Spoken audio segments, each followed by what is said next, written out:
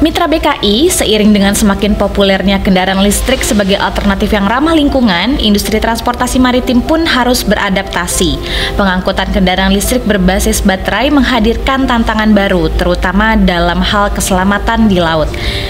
Bagaimana kita memastikan bahwa kapal-kapal ini mampu mengangkut kendaraan listrik dengan aman, dan apa saja risiko yang harus diantisipasi dan teknologi apa yang dapat kita manfaatkan dalam mitigasi bahaya?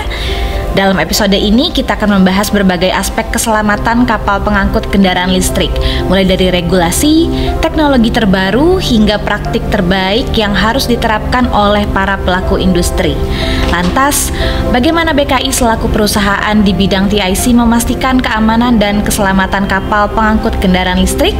Simak di Windy Ocean Podcast bersama saya, Agnes.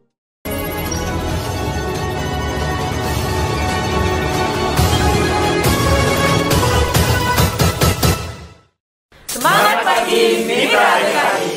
Mitra BKI, kembali lagi di Windy Ocean Podcast BKI bersama saya, Agnes. Kalau di opening tadi kita akan membicarakan terkait pentingnya keselamatan kapal pengangkut kendaraan listrik berbasis baterai. Nah, pas banget nih, kita udah kedatangan narasumber yang akan membahas terkait guidelines kapal pengangkut kendaraan listrik berbasis baterai. Nah, selamat datang dan sudah menyempatkan hadir Mas Anjuang. Lagi-lagi Mas Anjuang nih ya di Windy Ocean Podcast BKI. Mas Anjuang, apa kabar nih? Baik, alhamdulillah sehat. Terima kasih udah dikasih kesempatan. Siap. Oke. Ini kan ketiga kali ya, Mas? Apa 4? Tiga kali. Tiga kali ya, emang langganan nih lama-lama ya. Oke, Mas Juang, sebelum kita lanjut ke pertanyaan nih, mungkin ada mitra BKI yang baru nonton podcast kita. Jadi mungkin boleh perkenalan lagi nih, Mas Anjuang sudah bekerja berapa lama di BKI dan sedang menjabat sebagai apa saat ini? Baik, terima kasih. Perkenalkan, saya Anjuang ya, Adi Panji Pratama. Saya dari Divisi Riset Pengembangan Klasifikasi dan Statutory, dan saat ini sudah 12 tahun ya di BKI, dan sekarang menjadi pengkaji aturan ya, RUS untuk permesinan dan kelistrikan. Oke, mungkin kalau yang sudah sering atau pernah nonton sudah tahu nih Mas Anjuang siapa ya, tapi nggak apa-apa, kita kenalan lagi tadi. Oke, Mas Juang, mungkin ini kan cukup menarik ya topiknya hari ini. Mungkin boleh diceritakan apa latar belakang dari guidelines kapal pengangkut kendaraan listrik berbasis baterai ini, Mas, dan kenapa sih ini tuh penting ya bagi BKI untuk dikembangkan panduannya? Iya, baik. Jadi kalau kita kembali ya, jadi kita ada latar belakangnya Mbak, kenapa kita mengembangkan guidelines ini. Jadi ada 3. Nah, yang pertama adalah karena adanya peningkatan jumlah kendaraan listrik di Indonesia. Betul, udah banyak banget ya sekarang ya. Betul sekali. Jadi diprediksikan ya di tahun 2025 itu akan sekitar 5.300 gigawatt hour ya. Jadi jumlahnya jadi populasi yang sangat besar di tahun 2025 ya daripada kendaraan listrik. Nah, sampai tahun 2002 ini itu baru tercapai sekitar 328 megawatt hour. Dari gigawatt ke megawatt. Jadi sekitar 0,01% ya baru tercapainya. Jadi proyeksinya itu akan eksponensial ya. Jadi akan bertambah banyak kira-kira seperti itu, Mbak. Itu yang pertama, latar belakang. Nah, yang kedua adalah saat ini di internasional maupun yang nasional itu sudah dibuat aturan ya, regulasi untuk pengaturan kendaraan listrik ya berbasis baterai untuk diangkut di atas kapal. Jadi kalau di Eropa sana sudah ada EMSA ya, mereka sudah mengeluarkan guidelines untuk pengaturan pengangkutan kendaraan listrik di atas kapal.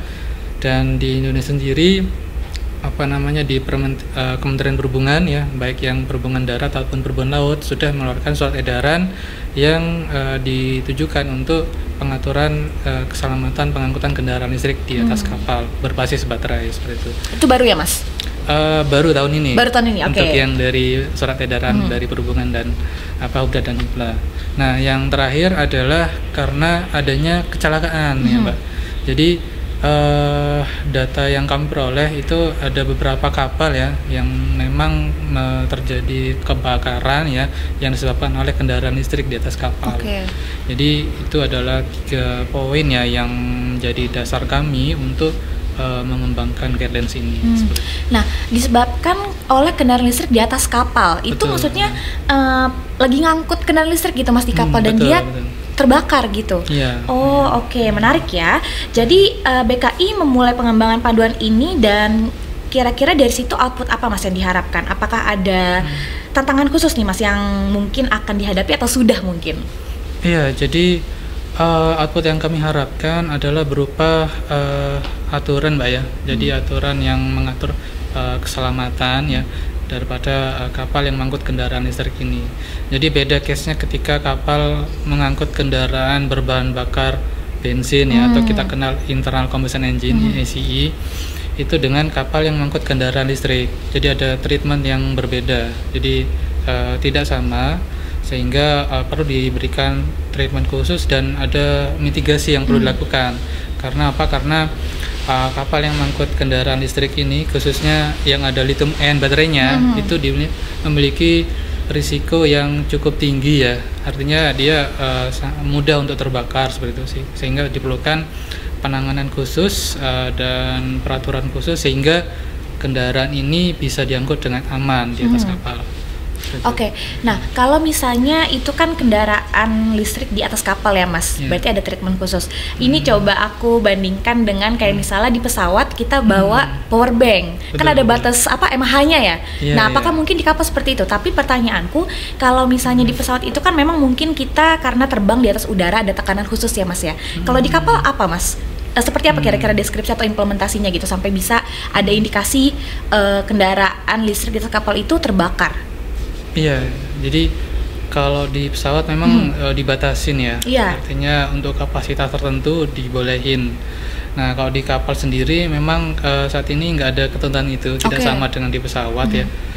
Jadi kendaraan listrik dengan power yang sampai megawatt mungkin ya saya karena pasti lebih besar dibandingkan power bank ya. Betul, daripada power bank. Jadi itu diperbolehkan. Asalkan tadi ada pengaturan khusus yang perlu diterapkan ya. Jadi sebagai contoh bagaimana cara mendeteksi ya. Jadi ketika adanya abnormalities yang terjadi pada kendaraan situ perlu adanya early warning yang harus yang bekerja.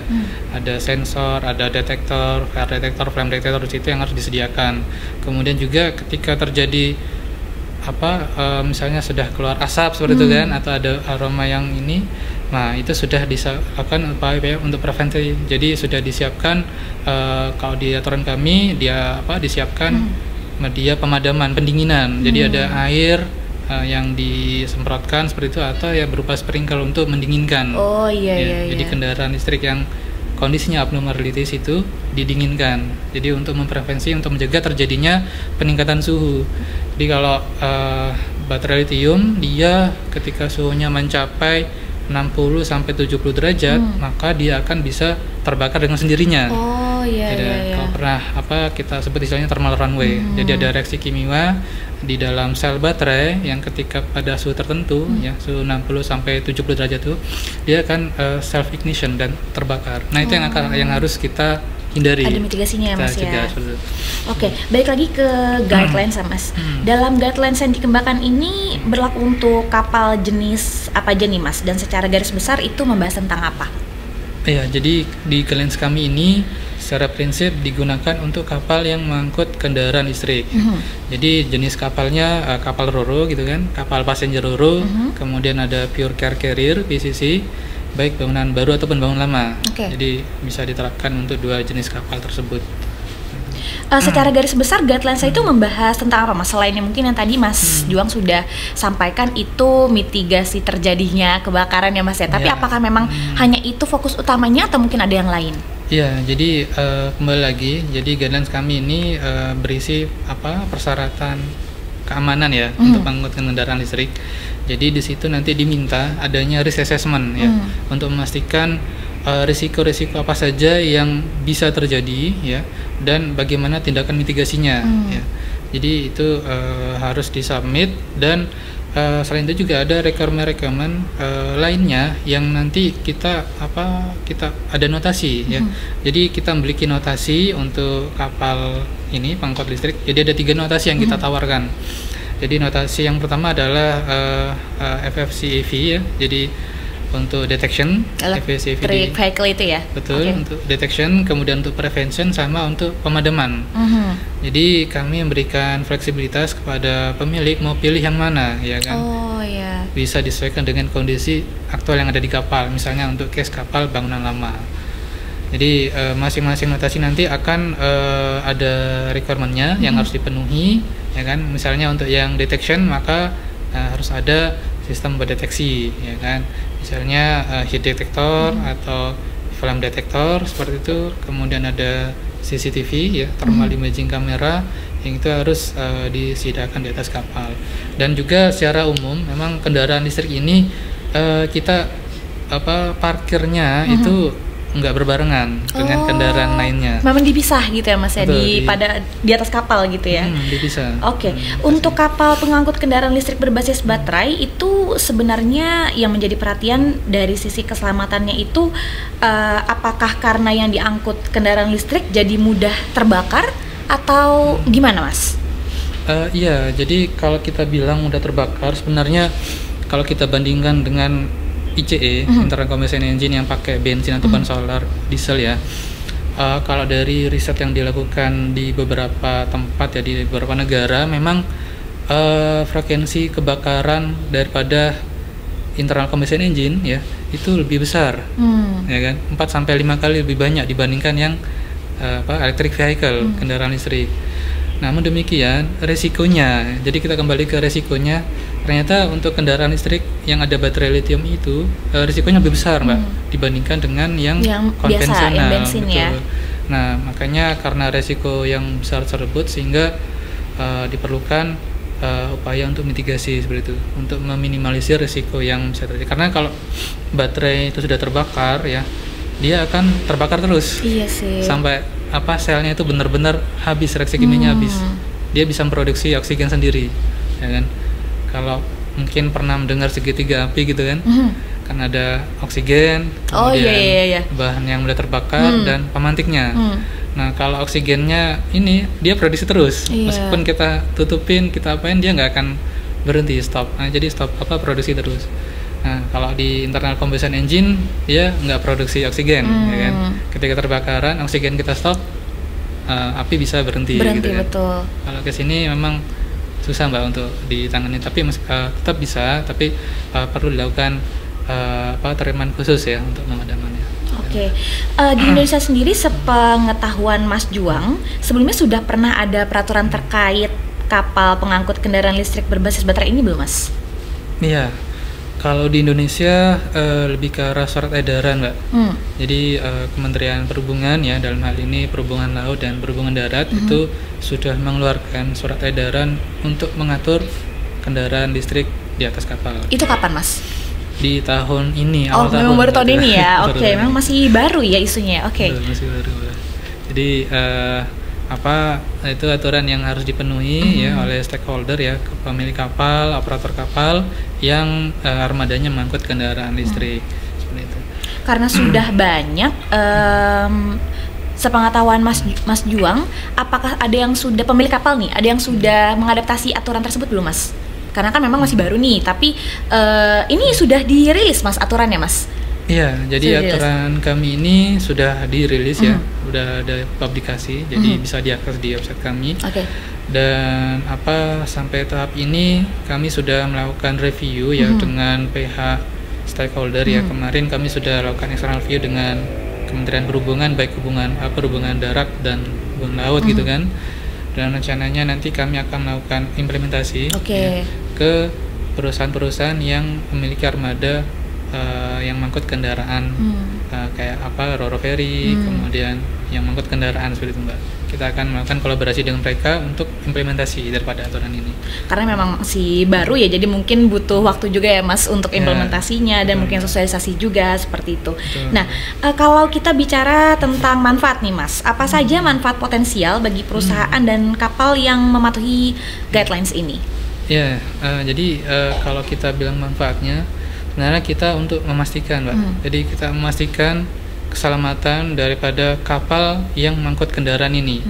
Jadi dari sisi kapalnya aman, dari sisi krunya juga aman, dari sisi penumpang aman, dan sisi muatan itu aman seperti itu. Jadi harapannya seperti itu. Baik Mas Juang. Nah, Mitra BKI lewat podcast hari ini bersama narasumber kita jadi berhasil nih menambah wawasan lagi tentang bagaimana pentingnya keselamatan kapal pengangkut kendaraan listrik berbasis baterai. Nah, nggak hanya itu, kita juga jadi paham nih seberapa pentingnya guideline ini dibuat dan telah disediakan, juga diakomodir oleh BKI untuk meminimalisir dampak atau hal-hal yang tidak diinginkan terjadi di atas kapal. Salah satu fokusnya tadi adalah kebakaran ya Mas ya, yang disebabkan oleh kendaraan berbasis baterai tadi. Nah, Mitra BKI untuk akses guideline ini bisa dengan mudah dan cepat didapatkan di official website BKI www.bki.co.id. Langsung gratis aja, diakses dan gratis, betul. Bisa di-download juga ya Mas ya. Nah, selain guidelines bisa diakses via website secara gratis, kita juga bisa mendapatkan informasi terkait guidelines-nya via newsletter yang akan Mitra BKI dapatkan lewat subscription-nya ya. Nanti mungkin kita kasih link subscribe-nya di bawah ini biar bisa dengan mudah dan update terus. Oke, makasih Mas Juang sekali lagi atas waktunya sudah bersedia berbagi wawasan lagi nih dengan Mitra BKI. Boleh sedikit tambahan? Boleh banget. Gimana Mas? Jadi kepada Mitra BKI yang ada pertanyaan ataupun komen terkait dengan aturan kami atau aturan yang lain, bisa menyampaikannya langsung ke email kami di rules@bki.co.id atau di ya bisa di bawah sini. Oke, boleh. Siap. Itu emailnya langsung ke divisi Mas Juang. Betul. Oke, jadi memang sudah ada khusus ya Mas ya sekarang di provide ya. Ada untuk dua, jadi di rules tadi @bki.co.id dan rnd@bki.co.id. Oke, jadi ada dua. Dicatat ya Mitra BKI. Baik. Oke, Mas Juang sekali lagi terima kasih nih Mas. Semoga di episode berikutnya kita bisa bertemu lagi nih dan dengan topik-topik yang bermanfaat lainnya.